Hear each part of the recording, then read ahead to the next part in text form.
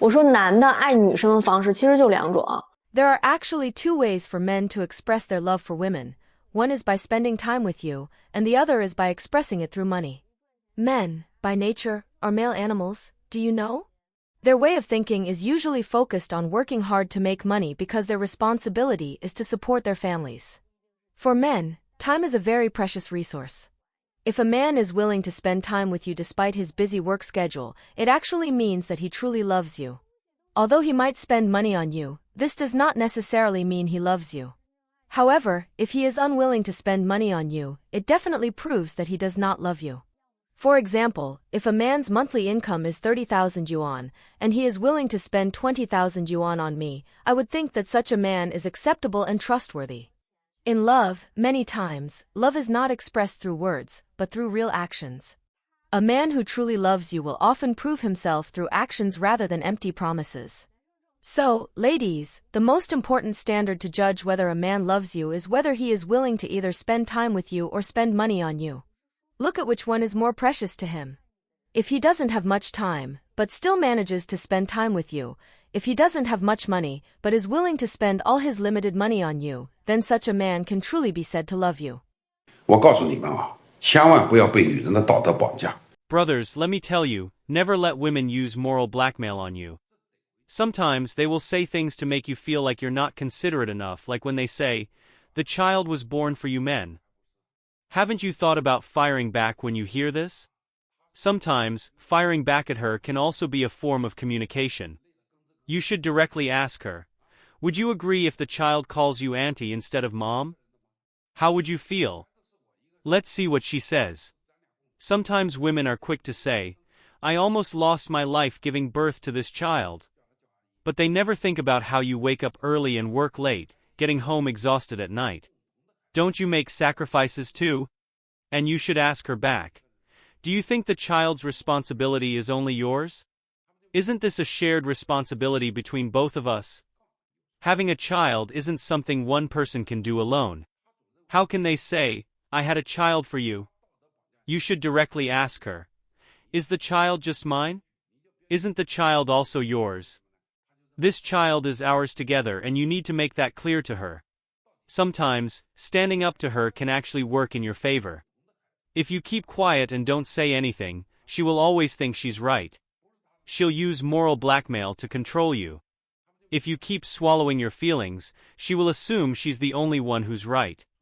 Over time, she'll think she can control you more and more. Brothers, do you get it now? 今天驳斥3句流传非常广的毒鸡汤。 Today, I am going to refute 4 pieces of toxic advice that are widely circulated among modern women. The first sentence is, home is a place for love, not a place for reason. If the man doesn't want to reason with you, what is there to talk about? If he doesn't want to reason, can we first transfer your parents' house to your husband's name? At this point, the woman would be unwilling. Women who say this are just trying to play dirty and take advantage, right? When a husband is willing to reason with you, it means he plans to live with you long term. But if one day he is completely fed up, it's not that he won't reason with you, it's that he won't want to talk to you at all anymore. Women who use this kind of argument just want to take advantage of the other person, and when they feel guilty, they use this sentence as an excuse to cover up. To put it bluntly, they just want to take advantage. The second sentence is, a man who truly loves you will treat you like his daughter. The word pamper is only used when describing animals. Between people, the relationship is equal, and the word pamper does not apply. Pampering is a one-way action, not an equal relationship. Furthermore, if you want your husband to treat you like a daughter, do you treat your husband like your father? After you get married, do you often ask your father for money? Do you often ask your father to buy you a purse? Or do you constantly ask your father for gifts during holidays? After you get married, you certainly wouldn't ask your father for these things, right? If you don't ask your father for money or gifts, why do you ask your husband for these things? Marriage is equal. Both parties in the relationship should be equal. Why should someone treat you like a daughter? A man and a woman form a family together with equal rights and duties, raising children together, and taking care of the elderly, right? That's the right way. Women are people, men are people too. Both are adults. How could it involve pampering? This itself is an unequal relationship, as if the woman is lowering her own position. The third sentence is, I never did housework at my parents' house, so why should I do housework after marrying into your family? This sentence is even more absurd. If you never did housework at your parents' house, it's because your parents didn't teach you how to do it. You lack basic home skills, right? Marriage is a partnership. Should the husband work outside and then come home and do all the housework? That's impossible. A home is shared by both. Both should contribute equally. If you don't want to do housework or want to do less, then go out and make money, support the family, and let your husband do the housework at home. Is that okay? If the husband's income is twice that of the wife or more, then it is reasonable for the wife to take on more housework, take care of the children, and cook. A family is a shared responsibility. Contributions should be equal. A marriage with unequal contributions will eventually break down. At the beginning of a marriage, men might pamper their wives because of the passion. But as people reach middle age, there are more responsibilities, such as after having children and as parents get older. Both parties start to bear the responsibilities of being the heads of the family. You need to take care of the elderly and raise the children well, right? It's very tiring. If all this responsibility is placed on the man, he won't be able to bear it. Over time, the marriage will inevitably break down. The fourth sentence is, giving birth causes great harm to a woman's body. So once a woman gives birth, true gender equality becomes impossible. Women who say this are confused. According to data from the National Bureau of Statistics of China, as long as a person's income can consistently reach 10,000 yuan, that's already in the top 1% of income. But 90% of women are capable of giving birth. Some women say that giving birth causes great harm to the body. Let me ask you, doesn't working outside harm men's bodies? Even with childbirth, women's life expectancy is still 4 to 5 years longer than men's, right? This proves how much damage working to support a family does to a man's body. Socializing, drinking, sometimes smoking, working overtime, all these things cause a lot of harm to the body. This is also why the life expectancy of men is generally shorter than that of women. Since women suffer physical harm from childbirth, but still live 4 to 5 years longer than men, it proves how much damage men's work through socializing, staying up late, high stress, and anxiety does to their bodies, right? Both parties should understand each other. It's hard for both men and women. Most women are born with the ability to give birth, but men work either with their physical strength or their skills. Earning money through skills requires learning, and this process is very difficult. Alternatively, it's the combination of physical labor and skills, which is also incredibly hard. Everyone knows that. Some women want a husband who makes a lot of money, doesn't want to have many children, doesn't want to do housework, and yet still wants her husband to treat her well and provide emotional support and pampering. Just think about it. Can your parents provide all of this for you? Can they meet all your unreasonable demands? If your parents who gave birth to you can't do this, how could your husband, who has no blood relation to you, be expected to do it for you his whole life? What are you women thinking? This is why the spread of toxic advice online is one of the major reasons for the high divorce rate now. It has made many ordinary women greedy and insatiable. They don't want to contribute anything. They don't realize that a family belongs to both people. Both have equal rights, and both should take equal responsibility. It's not that the husband should earn money, do housework, and pamper his wife. Stop fantasizing about that. If a man really comes along who meets all your demands, you should feel a strong sense of crisis, not take it for granted. Because such a man could leave you at any time. Since he can meet your needs, he can do the same for someone else, someone younger and more beautiful. 就因为这个社会是男多女少的年代，很多女人打着单身的幌子。 In today's society, because of the imbalanced sex ratio with more men than women, many women disguise themselves as single and roam around looking for prey. Some even intentionally set their usernames on social platforms to single woman, single mother, or divorced woman. What's worse, some women present themselves as talented and capable, showcasing their singing and dancing skills, gaining thousands or even millions of followers. Yet, they always claim that they cannot find the right man. Brothers, let me remind you, these women are mostly deceiving men to gain benefits. These women are often lazy, good for nothing, and born with a tendency to pursue comfort, while being materialistic. If you truly intend to settle down as fellow men, you must keep your eyes open and choose your partners carefully. When searching for a wife, you must be cautious and not be deceived by these seemingly glamorous women. Avoid falling into their so-called gentle traps and having your money taken away. It's natural for men to have an attraction to beauty, but you must learn to control yourselves, especially to have the awareness to hit the brakes. Because once you lose control and let these eloquent women manipulate your emotions, you might fall into the traps they've set and regret it later. By that time, not only will you fail to find a true wife, but you could also end up losing all your money. It will be a lose-lose situation. Do you understand? 未来的婆婆，你给我听好了，想要让我嫁给你的儿子，你必须满足我3个条件。第一个条件呢，就是以后所有的家务由你一个人来做。第二个条件呢，我不生小孩，因为生小孩会影响我的身材。第3个条件呢，我的彩礼不能少于500万。这3个要求必须要达到。你能有这个未来吗？啊？你想得美吧？你做梦的吧？你 Are you dreaming beauty? Who do you think you are? You're just an ordinary person. Why are you asking for such high demands? What kind of joke is this? You want someone to marry you, have his mother do all the housework for you, not have kids, and you even want 5 million yuan as betrothal gifts? Have you lost your mind? A girl like you, daring to ask for 5 million yuan in betrothal gifts? Just look at yourself and think about how much you're worth.